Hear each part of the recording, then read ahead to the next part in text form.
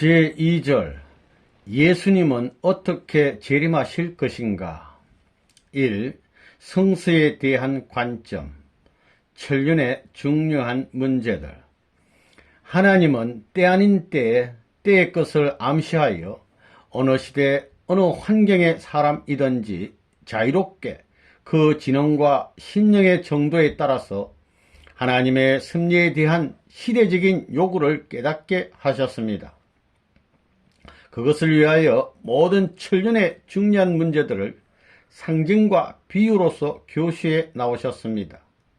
그러므로 성서를 해석함에 있어서 그 관점을 어디에다 두는가 하는 것은 가장 중요한 문제가 아닐 수 없습니다.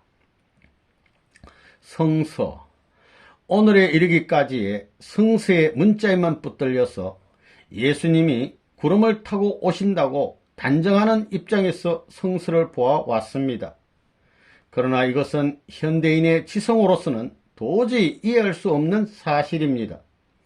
그러므로 우리는 성서의 문자가 말하고 있는 참 뜻을 파악하기 위하여 종래와 다른 각도에서 다시 한번 성서를 상고해 볼 필요가 있는 것입니다. 예수님의 초림, 예수님의 재림. 오늘에 이르기까지의 많은 신도들은 예수님이 구름을 타고 다시 오실 것으로 믿어왔습니다. 그러나 일찍이 엘리야의 재림의 실제가 보여준 대로 재림 때에도 초림 때와 마찬가지로 그가 지상에서 육신을 쓰고 탄생하시리라는 것을 부정할 아무런 근거도 없는 것입니다. 예수님의 초림 때에도 성서적인 근거에서 메시아는 구름을 타고 오실 것으로 믿은 신도들이 많았었습니다. 그러나 예수님은 실제에 있어 지상에서 육신을 쓰고 탄생하셨던 것입니다.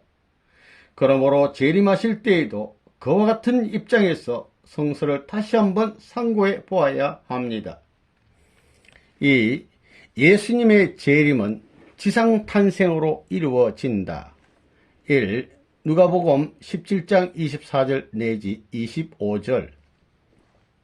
누가복음 17장 24절 내지 25절을 보면 예수님은 재림하실 때에 많은 고난을 받으며 이 세대에게 버림받되어야 할지니라고 말씀하셨습니다. 만일 예수님이 구름을 타고 하늘로부터 재림하신다면 이러한 예수님을 모시고 받들지 않을 사람이 없을 것입니다. 그러나 예수님이 지상에서 탄생하시는 몸으로 나타나시면 이단자로 몰리어 고난을 당하게 될 것이 예상되었기 때문에 이 세대에 버림받을 것으로 말씀하셨던 것입니다. 따라서 이 성구는 예수님이 육신을 쓰고 재림하셔야만 이루어질 수 있는 것입니다. 누가복음 18장 8절. 누가복음 18장 8절에도 예수님이 인자가 올 때에 세상에서 믿음을 보겠느냐고 말씀하신 말씀이 있습니다. 예수님이 구름을 타고 하늘로부터 재림하신다면 모든 성도들이 믿을 것입니다. 그러나 예수님이 다시 지상에 육신을 쓰고 탄생하시게 되면 기독교 신자들도 유대인들과 같이 불신으로 돌아가게 될 것을 예상하시고 탄식하셨던 것입니다. 그러므로 이 성구도 예수님이 지상에서 탄생하지 않고는 결코 이루어질 수 없는 것입니다. 3. 마태복음 7장 22절 내지 23절. 예수님이 마태복음 7장 22절 내지 23절에서도 그날에 많은 사람이 나더러 주여 주여 우리가 주의 이름으로 선지자 노릇하며 귀신을 쫓아내며 많은 권능을 행치 아니하였나이까 하리니 그때 내가 너희를 도무지 알지 못하니 불법을 행하는 자들아 내게서 떠나가라 하리라고 하신 말씀을 볼 수 있습니다. 예수님이 다시 지상에 육신을 쓰고 탄생하시게 되면 구름을 타고 오실 것으로 믿고 있는 신도들은 기필코 그를 배척할 것이기 때문에 그들은 불법을 행하는 자로서 버림을 당하지 않을 수 없으리라는 것을 토로하셨던 것입니다. 따라서 이 말씀도 역시 예수님이 구름을 타고 오셔가지고는 결코 그대로 이루어질 수 없는 것입니다. 누가복음 17장 20절. 누가복음 17장 20절에 하나님의 나라는 볼 수 있게 임하는 것이 아니요 라고 하셨습니다. 재림 때부터 하나님의 나라는 임할 것이나 구름을 타고 재림하실 것으로 믿고 있는 신도들은 지상으로 재림하신 주님을 불신하게 되어 모처럼 임한 그 나라를 볼 수 없게 될 것이기 때문에 그렇게 말씀하셨던 것입니다. 5. 누가복음 17장 21절. 누가복음 17장 21절에 천국은 너희 안에 있느니라 고 말씀하셨습니다. 재림하실 때 그가 지상에서 탄생하시기 때문에 그를 먼저 알고 모시는 성도들을 중심하고 보면 천국은 먼저 그들의 마음속에 이루어지는 것이고, 이러한 개인이 많아져서 사회를 이루고 국가를 형성하게 되면 그 천국은 점차로 볼 수 있는 세계로 나타나게 될 것입니다. 따라서 예수님은 구름을 타고 오셔서 일시에 볼 수 있는 천국을 이루어 놓는 것이 아니라는 것을 알아야 하는 것입니다. 누가복음 17장 22절. 누가복음 17장 22절에 인자의 날 하루를 보고자 하되 보지 못하리라고 말씀하신 말씀이 있습니다. 재림 때에 예수님이 지상에 탄생하시는 날로 인자의 날은 오는 것이지만 예수님이 구름을 타고 오실 것으로 믿고 있는 신도들은 예수님을 보아도 메시아로 믿고 따르지 않을 것이기 때문에 인자의 날은 이미 와 있을지라도 그날을 그날로 보지 못하게 될 것입니다. 누가복음 17장 23절. 누가복음 17장 23절에 사람이 너에게 말하되 보라 저기 있다 보라 여기 있다 하리라. 그러나 너희는 가지도 말고 쫓지도 말라고 하셨습니다. 이미 부활론에서 논한 바와 같이 말세에는 심령이 어느 기준에 달한 성도들은 너는 주라는 계시를 받게 되는데, 그들이 그 원리를 모르면 스스로 재림주를 차치하게 되어 오시는 주님 앞에 적그리 수가 되는 것입니다. 그러므로 이러한 사람들에게 미혹당할 것을 염려하여 이런 권고의 말씀을 주신 것이었습니다. 누가복음 17장 24절.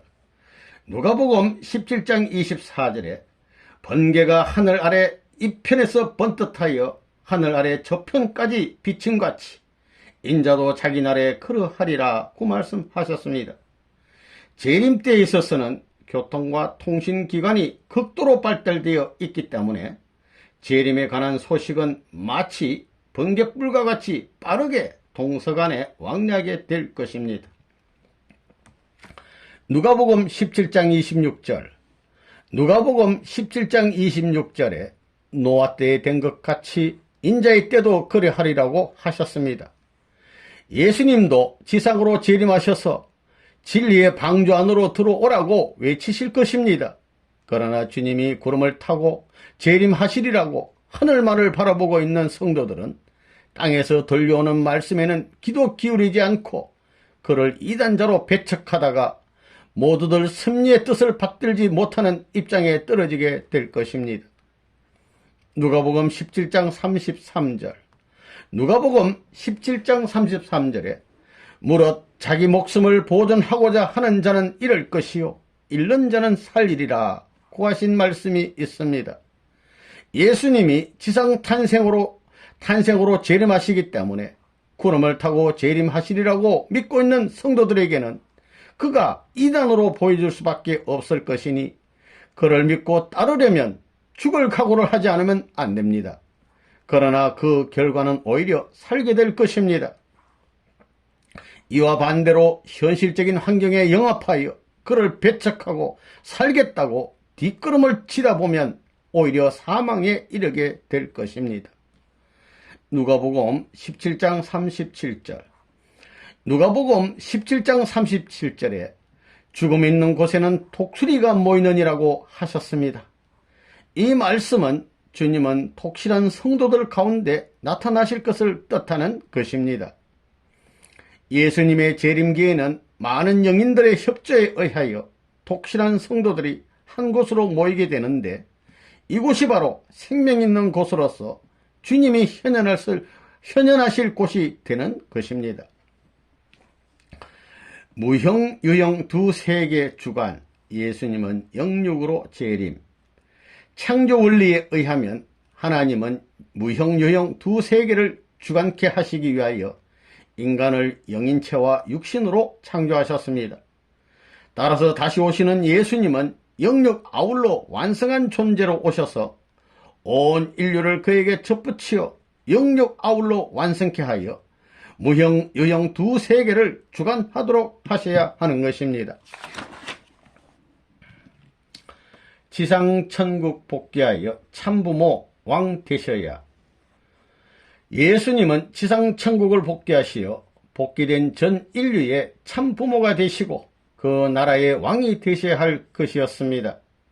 그러나 유대인들의 불신으로 인하여 이 뜻을 이룰 수 없게 되었으므로 장차 재림하셔서 이루실 것으로 약속하시고 십자가에 돌아가셨습니다. 따라서 그가 재림하시어도 초림 때와 마찬가지로 지상천국을 이루시고 인류의 참부모가 되시고 왕이 되셔야 하는 것입니다. 따라서 예수님은 재림하실 때에도 육신을 쓰시고 지상에서 탄생하시지 않으면 아니 됩니다. 인간의 속죄는 육신 쓰고 가능. 인간의 속죄는 그가 지상에서 육신을 쓰고 있을 때만 가능합니다. 그런데 예수님의 십자가로 인한 구원은 영적 구원뿐이어서 우리의 육신을 통하여 유전되어 온 원죄는 그대로 남아있기 때문에 예수님은 이것을 속죄하시어 인간의 육적 구원까지 완성하시기 위하여 재림하셔야 하는 것입니다. 따라서 예수님은 재림하실 때에도 이 목적을 위하여 초림 때와 같이 육신을 쓰고 오시지 않으면 아니 됩니다. 위에서 살펴온 모든 논쟁에 입각해 볼 때 예수님의 재림이 지상에서 육신을 쓰고 탄생하시는 것으로서 이루어진다는 것은 누구도 의심할 여지가 없을 것입니다. 3. 구름 타고 오신다는 성구는 무엇을 의미하는가? 요한계시록 1장 7절에 볼지어다 구름을 타고 오시리라. 각인의 눈이 그를 보겠고 그를 찌른 자들도 볼 터이요 땅에 있는 모든 족속이 그로 인하여 애곡하리니 그러하리라. 아멘 이라고 기록되어 있습니다. 예수님이 영체 그대로 재림하신다면 그는 영안이 열린 사람들에게만 보여질 것이기 때문에 결코 각인의 눈이 다 볼 수 없는 것입니다. 그러므로 각인의 눈이 다 재림하시는 주님을 볼 수 있다고 한 것은 그가 육신을 쓰고 오시기 때문임을 알아야 합니다. 비유 말씀. 여기에서 말한 찌른 자는 부득이 비유로 해석하여 예수님이 지상에서 육신 탄생으로 재림하시게 될 때 그를 핍박하게 될 무리들을 지칭하는 것으로 보지 않으면 안 됩니다. 이와 같이 본다면 같은 구절 아래에 있는 구름이라는 어구 역시 비유로 해석해서 안 될 리는 없는 것입니다. 구름은 타락한 인간이 중생하여 그 마음이 항상 땅에 있지 않고 하늘에 있는 독실한 성도들을 의미하며 성서나 고전에서 군중을 표시한 말로 쓰여졌습니다. 구름을 타고 오신다는 뜻은 성도들의 무리 가운데서 제2 이스라엘인 기독교 신도들의 인도자로 나타나신다는 것을 의미하는 것입니다.